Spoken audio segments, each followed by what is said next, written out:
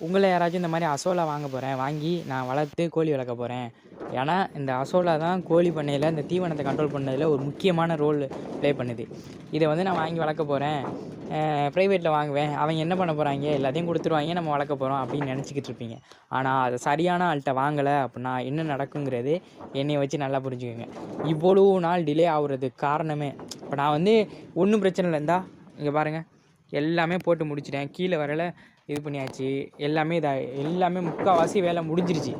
இப்போ வந்து அந்த அசோலாங்கிற ஊற்றி ஒரு பிரச்சனைனால எல்லாமே அப்படியே டோட்டலாக ஸ்டாப் ஆகிடுச்சு. கொண்டாந்து விட்டுருப்பேன் என்ன நேரம் ஒரு 10 கோழிக்கிட்டே இருக்குது, கொண்டாந்து அழகாக விட்டுட்டு கொஞ்ச நாள் அப்படியே மெதுவாக மெயின்டைன் பண்ணுவோம். ஒன்றும் எடுத்தோன்னே எனக்கு இன்கம் வரணும் அப்படிங்கிறதுனால இதை நான் ஸ்டார்ட் பண்ணல.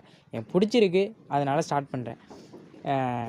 பார்த்தீங்கன்னா அவங்ககிட்ட கேட்குறேன், இந்த மாதிரி என்னென்ன இப்போ அசோலா பெட்டு மட்டும் கொடுத்து விட்டியலே, அந்த அசோலா தாய் தவணை எப்போ தருவியா அப்படின்னு கேட்டதுக்கு அவர் சொன்னாப்புல, இன்றைக்கே போட்டால் கூட நான் இன்றைக்கே அனுப்பிவிட்றேன்டா தம்பி அப்படின்னாரு. நைட்டு 12 மணி வரையில் உட்காந்து அந்த அசோலா எல்லாத்தையும் போட்டு மேலே உள்ளதெல்லாம் நானே வாங்கி அடித்து, இந்த மேலே வளைவு மாதிரி ஒன்று இருக்கும்ல, அதெல்லாம் நானே வாங்கி எல்லாமே பச்சை வலையெல்லாம் வாங்கி அதை ஒரு இது பண்ணி அடித்து எல்லாமே 12 மணி வரையில் உழைச்சேன் அந்த அசோலா ரெடி பண்ணுறதுக்காண்டி.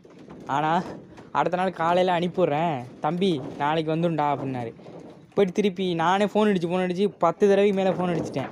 1 வாரம் ஆகுண்டா தம்பி, நாளை பொறுத்து ஆகுண்டா தம்பி, கெட்டு போச்சு அது இதுன்ட்டு காரணம் சொல்லிக்கிட்டு இருக்காரே தவிர, இப்போ நம்ம ஏதோ ஒன்று சொல்லிட்டோம் அப்படின்னா நம்மகிட்ட ஃபோன் அடித்து சொல்லணும், இல்லை மெசேஜ் பண்ணணும், தம்பி இத்தனை தேதி வரும் இப்போ வரும் அப்படின்னு மெசேஜ் பண்ணணும். அது வரும்போது வரும் அப்படின்னா என்ன அர்த்தம்? நான் அது யாருனுங்கிறதையும் நான் இந்த வீடியோவில் அந்த ஐடி இல்லாட்டி அதோடய நேம் சொல்கிறேன், அவங்களோட நேம்.